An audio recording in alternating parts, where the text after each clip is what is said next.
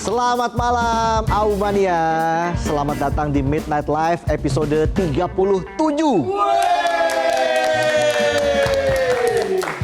Buat para Midnight Friends yang baru bergabung, tenang aja. Program ini nggak kayak tetangga sebelah. Nggak pakai debat penuh tensi dan emosi.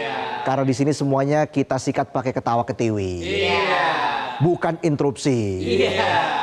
Paling ujung-ujungnya disomasi. Langsung aja kita mulai. Inilah Midnight Live.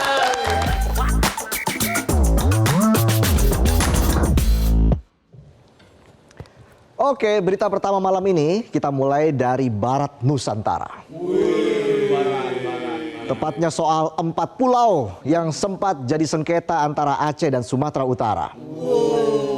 Tapi siang tadi Menteri Sekretaris Negara Prasetyo Hadi bilang Presiden sudah kasih keputusan yang melegakan hati semua warga. Jadi terkait sengketa itu Presiden langsung ambil sikap cepat, nggak pakai debat. Presiden memutuskan kalau 4 pulau yaitu Pulau Panjang, Pulau Lipan, Pulau Mangkir Gadang, dan Pulau Mangkir Ketek secara sah masuk wilayah Aceh. Mantap. Mensesnek bilang keputusan ini berdasar dokumen resmi dari Kemendagri. Nah loh, padahal sebelumnya keputusan Kemendagri bilang 4 pulau itu masuk wilayah Sumatera Utara. Berdasarkan data analisis spasial yang relevan. Jadi analisisnya nggak relevan dong. Gini nih contoh, kalau survei pakai katanya, padahal nggak tahu nyatanya. Katanya. Meski sengketa sudah selesai, saya bakal ceritain sedikit awal mula sengketa itu. Biar semua pada ingat dan gak mengulang kesalahan yang sama lagi. Istilahnya mea culpa. Jadi ceritanya gini ceritanya. 4 pulau itu sempat lenyap dari pangkuan Aceh. Bukan karena tsunami, tapi karena intervensi surat sakti Kemendagri. Pulau yang selama ini diasuh oleh Kabupaten Aceh Singkil tiba-tiba pindah ke pangkuan Kabupaten Tapanuli Tengah bukan karena pergeseran lempeng bumi, tapi geser karena diduga ada kandungan gas bumi. Kemendagri tiba-tiba geser wilayah seenaknya, nggak pakai rembuk, nggak pakai nanya, tahu-tahu pulau pindah ke Sumatera Utara. Udah kayak nentuin nama grup WA, cukup admin aja yang tahu. Foto profil main ganti aja nih. Kemendagri seolah belum move on dengan gaya lama. Pusat maha tahu, daerah cukup tahu. Ibarat bos yang ngerasa so paling ngerti, giliran eksekusi hasilnya ambiar morat-marit bikin emosi. Keputusan itu pun langsung mengguncang bumi Serambi Mekah, bukan karena gempa, tapi karena keputusan itu dianggap bisa mengoyak kepercayaan dan menggaruk luka lama. Kayak mantan yang tiba-tiba WA, dikira masih sayang ternyata nagih utang. Udah saya bayar kok.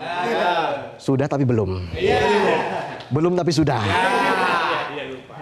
Bahkan keputusan itu sempat bikin rakyat bertanya-tanya, Aceh beneran punya keistimewaan? Atau cuma bisa menerima keputusan? Karena keputusan Kemendagri saat itu jelas bukan cuma bisa memicu sengketa batas wilayah administratif, tapi lebih ke soal identitas dan marwah yang sangat sensitif. Padahal kalau saja saat itu Kemendagri sempat menengok fakta, bukan cuma katanya data, mungkin sengketa itu nggak terjadi. Presiden pun bisa berangkat ke Rusia dengan tenang, nggak pakai repot dulu urusin sengketa. Tapi sayang keputusan Kemendagri menganggap semua bukti fakta itu tidak sah dan lebih percaya pada analisis spasial, bukan realitas sosial. Mungkin saat itu lagi amnesia sejarah.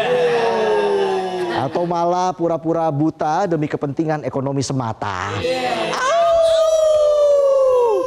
Karena di saat sengketa beredar juga isu lama soal kandungan migas yang lumayan besar dan isu investasi Uni Emirat Arab yang bakal digelar.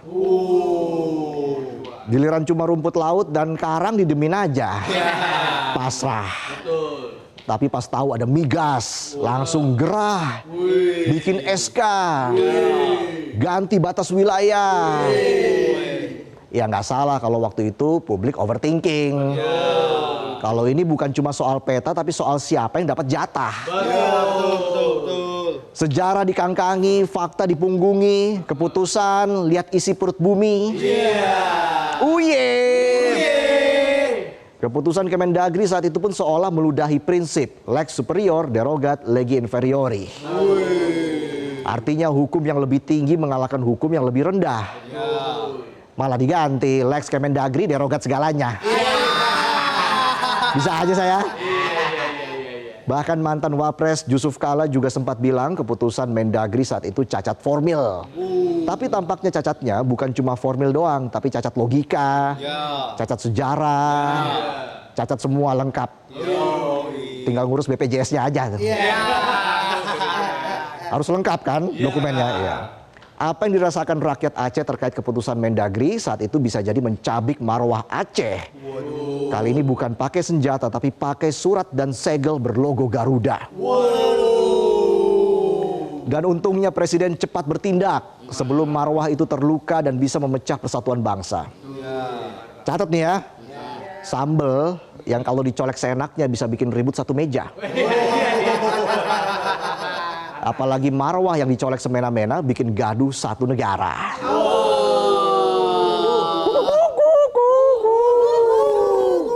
Maka keputusan Pak Presiden sudah paling benar. Karena ini bukan sekedar urusan titik koordinat di peta, tapi udah nyentuh urat nadi kesatuan negara.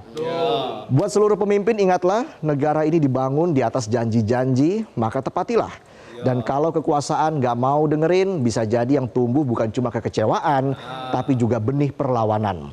Dan buat semua warga, Indonesia ini bukan cuma disatuin sama bahasa, peta, atau lambang Garuda, tapi juga rasa saling percaya. Kita lanjut dari kasus sengketa wilayah karena tidak mempertimbangkan sejarah, kita ke berita soal tulis ulang sejarah. Di episode 22 bulan Mei lalu, Midnight Live sudah sempat bahas soal penulisan ulang sejarah dan kita berharap agar penulisannya menjunjung tinggi integritas, objektivitas, dan netralitas. Tapi belum viral tuh berita saya. Menteri Kebudayaan sudah berulah. Sebelum kita bahas detail malam ini, saya flashback sedikit ya biar ingat. Jadi pemerintah melalui Menteri Kebudayaan Fadlizon menggagas proyek besar penulisan ulang sejarah yang anggarannya mencapai 9 miliar rupiah. Lumayan tuh 9 miliar ya. Bisa beli 90 rumah subsidi. Yang ukurannya 14 meter persegi. Yang lagi viral itu loh. Plus mesin cuci, kasur, dan kaki varises. Susah nekuk soalnya tuh. Sekitar 120 sejarawan dikumpulkan untuk menulis ulang sejarah dari masa terbentuknya Nusantara hingga kepemimpinan mantan Presiden Joko Widodo yang akan diluncurkan bulan Agustus bertepatan dengan peringatan 80 tahun kemerdekaan Indonesia. Pertanyaannya, apa yang spesial dari Ultah ke-80 sampai harus ada penulisan ulang sejarah?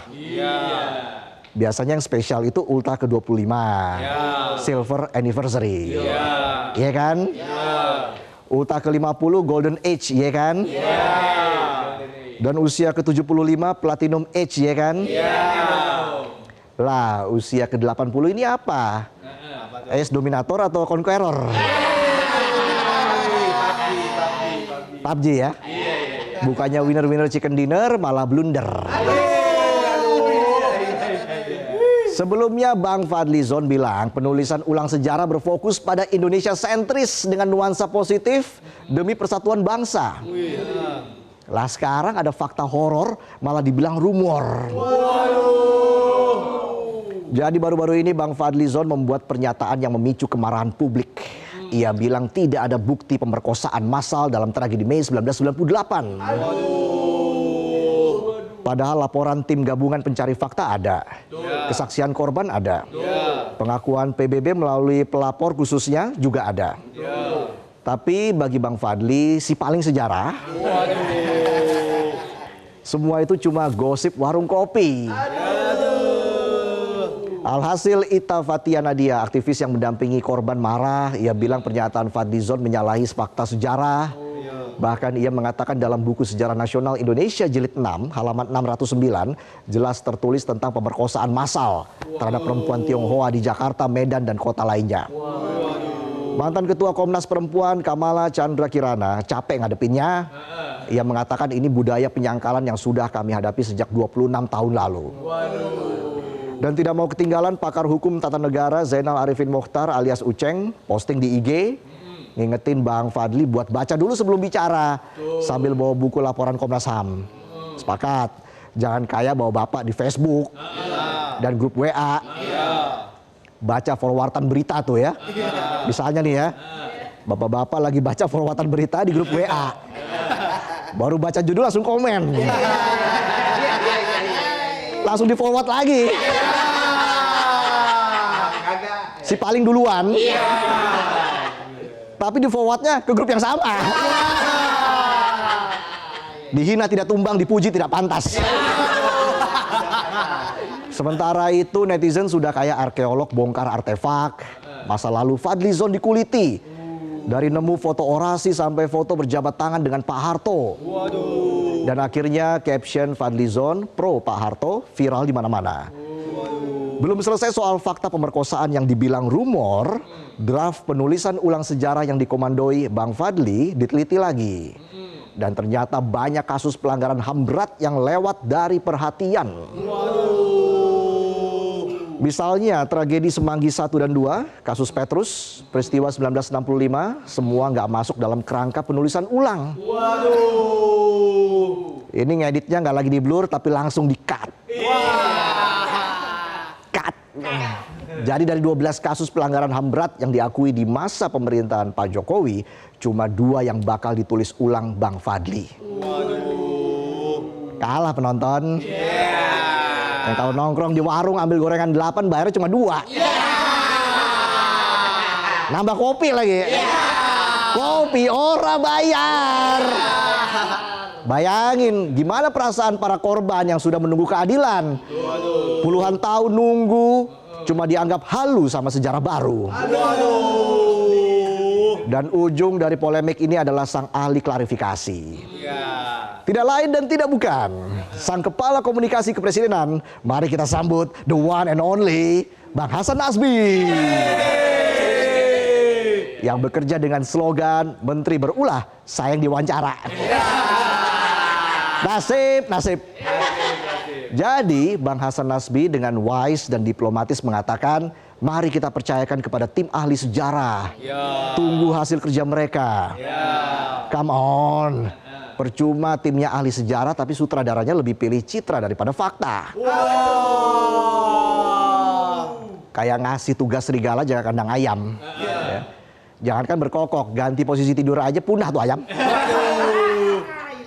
Ada ungkapan entah itu dari Winston atau Napoleon yang mengatakan history is written by the victors. Sejarah ditulis oleh sang pemenang. Tapi kalau menulisnya pakai cara-cara kotor, maka jangan bungkam rakyat untuk mengkritik logika yang error. Kita lanjut lagi. Dari sengketa ke sejarah, kita lanjut ke budaya. Bukan budaya batik atau pertunjukan seni, tapi budaya korupsi. Kali ini pemerintah punya solusi buat meminimalisasi budaya korupsi dengan cara hakim naik gaji. Kalau hakim naik gaji, penonton naik tensi. Gajinya segitu-gitu aja. Kerjaannya makin banyak aja. Lembur terus gak pulang-pulang. Sekalinya pulang anaknya gak kenal. Om siapa? Aku bapakmu leh. Balik lagi soal gaji hakim. Kita sudah sering dengar kalau di negara ini ngomong keadilan seringnya nggak sesuai pasal dan undang-undang, tapi sesuai mesin penghitung uang. Hitungannya pas, Anda bisa bebas. Ingat, lo punya duit, lo punya kuasa. Lo miskin ya pasrah aja. Kalau udah miskin tapi masih ngotot nyari keadilan, jangan lupa siapin doa dan air mata. Karena di negeri ini putusan hakim bisa berubah tergantung tebal amplop atau seberapa mahal isi goodie bag yang nongol di ruang tamu. Ya kalau penonton kan di ruang tamu adanya toples biskuit isinya rengginang. Nggak kenyang. Soal benar dan salah nanti dulu. Berapa digit angka di rekening yang dilihat dulu. Dan mirisnya tiap kali ada hakim ke gap korupsi, selalu ada aja alasan, ya wajar lah gajinya kecil, gimana nggak tergoda, saya lalai, saya kilaf, besok lalai lagi, kilaf lagi. Inilah contoh kufur nikmat. Padahal gaji saya ditambah semua gaji penonton di sini masih lebih kecil dari gaji hakim. Tapi ya udahlah, kita bersyukur aja ya kan. Apalah arti sebuah uang. Yang penting masih nongkrong sama temen. Inklusif. Bisa ngegosip. Nggak so eksklusif. Jadi pemerintah punya solusi naikin gaji hakim sampai 280%. Katanya biar nggak gampang disuap. Tapi kok tak masuk logika. Tertegun dompetku. Termangu-mangu ini ya. Naik gaji biar nggak disuap, yakin tuh. Padahal gaji dan tunjangan hakim sebelum naik 280% juga sudah bisa buat cicil rumah, beli motor, bahkan buat nikah lagi juga bisa. Penonton maunya tuh. Tapi tetap aja ada yang maksa cari penghasilan tambahan dari sogokan perkara yang jumlahnya udah mirip APBD kabupaten. Waduh. Ini saya nggak asal ngomong loh ya. Ada contohnya. Tuh, si Zaro Frikar. Ex pejabat MA yang main perkara sampai dapat duit 915 miliar rupiah. Gede. Jadi gimana? Masih tetap nih dibilang tergoda karena gaji kekecilan? Atau mau klarifikasi? Karena nafsu serakah yang tak tertahankan, meronta-ronta. Atau tahan dulu klarifikasinya. Karena Bang Hasan Nasbi masih sibuk klarifikasi omongan Menteri Budaya. Mau gaji setara omset hotel bintang 5 tapi integritasnya masih setara maling kotak amal musola, ya percuma. Tiap episode korupsi, skenarionya kilaf, amnesia, pura-pura nggak tahu apa-apa, saya lalai. Apalagi kalau sistem pengawasannya masih kayak bawa bapak ngeronda ya. Ada tapi nggak jaga. Malah main tenis meja. Tak-tok, tak-tok. Ngakak sambil ngobrol. Padahal rumah udah dibobol. Ambrol. Jangan sampai gaji hakim naik tapi malah tarif sogokannya juga ikut naik. Nanti pengacara nakal bilang ke kliennya, tahun ini vonis bebas sudah nggak promosi soalnya hakimnya baru naik gaji. Jakarta keren. Jadi kalau mau reformasi hukum jangan berhenti sampai naikin gaji. Tapi juga naikin standar akhlak, naikin rasa malu, dan naikin kualitas pengawasan. Dan yang paling penting turunin gaya hidup. Ingat, hakim itu wakil Tuhan, bukan sultan. Kita gas lagi ya. Kita masuk ke berita terakhir malam ini. Selain gaji hakim yang naik, standar kemiskinan Bank Dunia juga ikut naik. Terus yang turun apa? Yang turun standar bersyukur. Penonton harus bersyukur. Walaupun gaji stagnan, yang nambah cicilan, yang penting kan masih bisa makan. Makan hati. Jadi begini ceritanya begini. Ada perbedaan antara data BPS dan Bank Dunia terkait standar kemiskinan di Indonesia. Bedanya jauh banget, udah kayak pasangan yang posting TikTok, captionnya seamin tapi tak seiman. Nih, bedanya nih ya. Kalau versi BPS yang miskin di Indonesia cuma 8,57% atau sekitar 24,06 juta jiwa dengan standar pengeluaran per hari per orang sebesar hampir 20 ribuan rupiah. Dikumpulin ke 4 stadion, terus kasih makan enak 88 hari juga udah beres tuh. Langsung kaya semua se-Indonesia Raya. Tapi data per Juni 2025 dari Bank Dunia berdasarkan laporan Update to the Poverty and Inequality Platform. Ngerti nggak penonton tuh? Ya? Apa tuh? Saya juga baru baca itu tadi. Ngertinya no smoking aja. No parking. Welcome. Keset kali, welcome. Jadi update yang sudah mengadopsi penghitungan Purchasing Power Parity atau PPP 2021, garis kemiskinan Indonesia dinaikkan standar pengeluaran per hari per orang dari $6,85 jadi $8,30 atau sekitar 50 ribuan rupiah per hari per orang. Dengan standar $1 PPP sebesar Rp6.071. Jumlah orang miskin di Indonesia mencapai 68% atau setara 194,4 juta jiwa. Nah, kalian segitu juga nggak pengeluarannya? Iya. Pasti lebih kan? Iya. Buat top up Mobile Legends udah berapa tuh? Iya. Kayak semua nih penonton gua nih. Ya. Peleter tuh lunasin. Nah, sekarang coba kita analisa data mana yang mendekati realita. Gak susah, cuma butuh berani dan gak nangis buka dompet.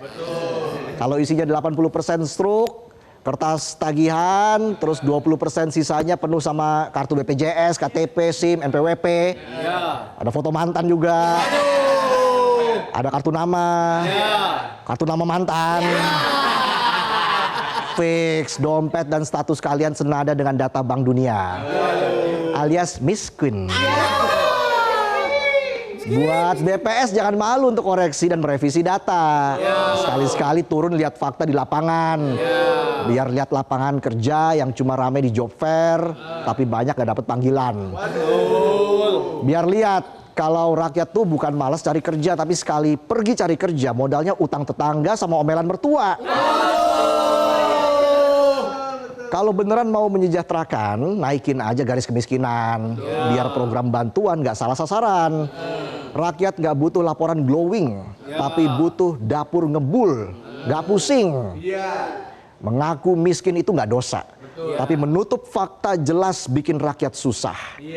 Ingat, pemerintah harus pakai data yang sesuai kondisi lapangan, bukan data hasil begadang nyari angle yang aman. Situ pemerintah apa Midnight Live? Lucu nggak lucu, yang penting aman. Itulah sajian pembuka kami di Midnight Live. Usai jeda kami punya laporan dari rekan Bernie yang malam-malam masih nongkrong. Nongkrong di mana ya dia? Tetaplah di Midnight Live.